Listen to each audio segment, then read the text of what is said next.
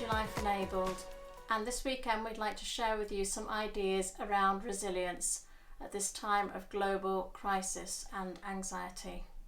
So maybe you're in lockdown right now, or you know somebody with the coronavirus.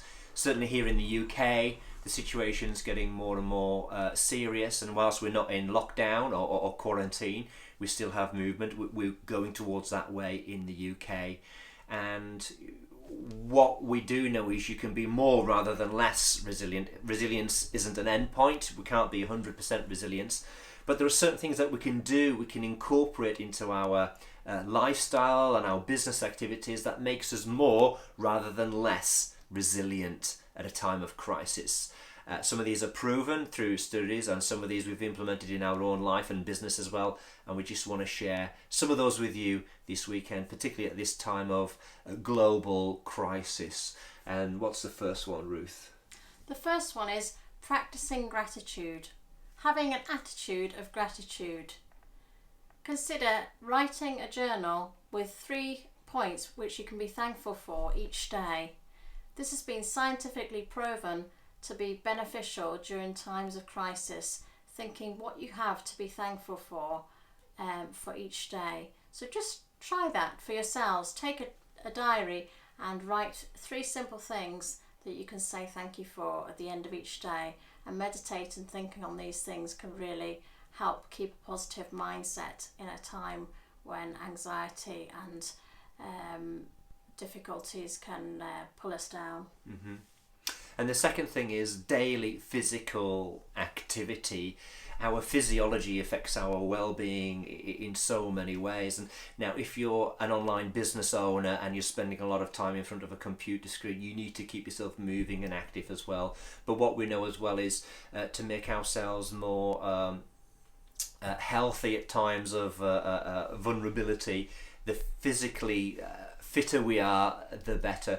Now, that doesn't mean to say you've got to go down to a gym and take a gym membership out or start pumping iron if you haven't been pumping iron. And in fact, in the current climate, there's going to be limited access for you to go to gyms and other things. But that's not got to be...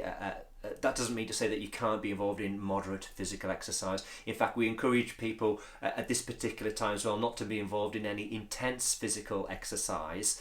And you know what is intense for you, because that in itself can lower your immunity rather than raise your immunity. Now today as a family we took a decision to head out. It was wet, it was wild. We're here in the northern hemisphere, it's still winter, but we decided to head outdoors to one of the local forest areas, and the being in the forest, it gave us some shelter from the wind and the rain, but it meant we were able to get outdoors, have some exercise outdoors, and there's evidence that forest walks are good for you in a number of ways, and we chose to do that as a family today. Get out there, get some exercise, and we'd encourage you to do that as well. Find places if you can, if you're not restricted at the present time, to get out into open spaces, a forest near you, and get some exercise done on a daily basis. What else could we be looking at, Ruth, as well?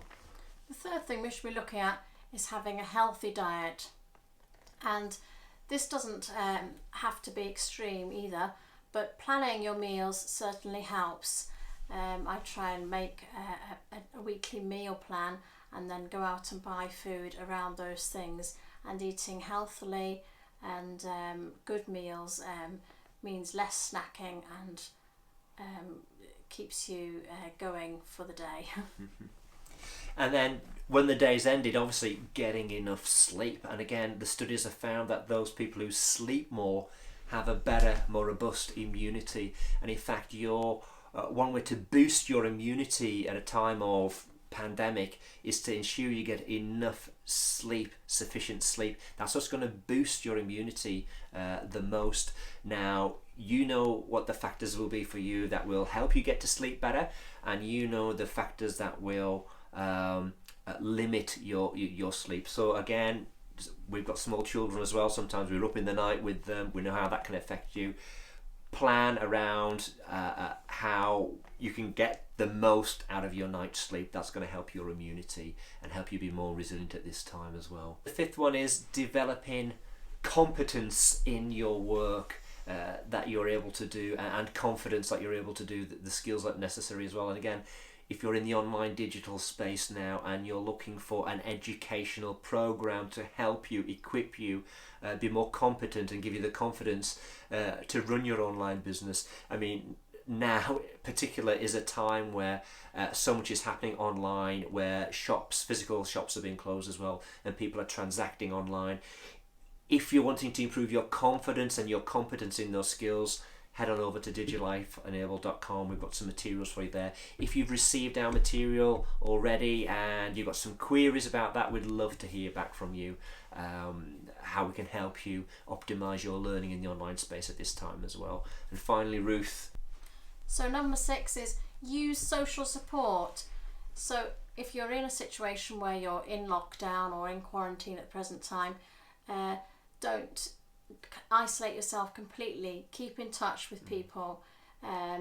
Keep in touch on your phone, FaceTime, ring your friends, check how they're doing, and also remember you can look us up, info at Digilife Enabled as well. So use that social support and that network that you have. Keep in touch with your friends on social media and telephone and in other ways if you can't actually get physically out. It's important for your mental health to keep connected with other people. So that's it for this week's people, and remember, if you need to reach out to us for any of these aspects that we've shared with you, info at digilifeenable.com. We're ready to hear from you and get back to you, and we wish you and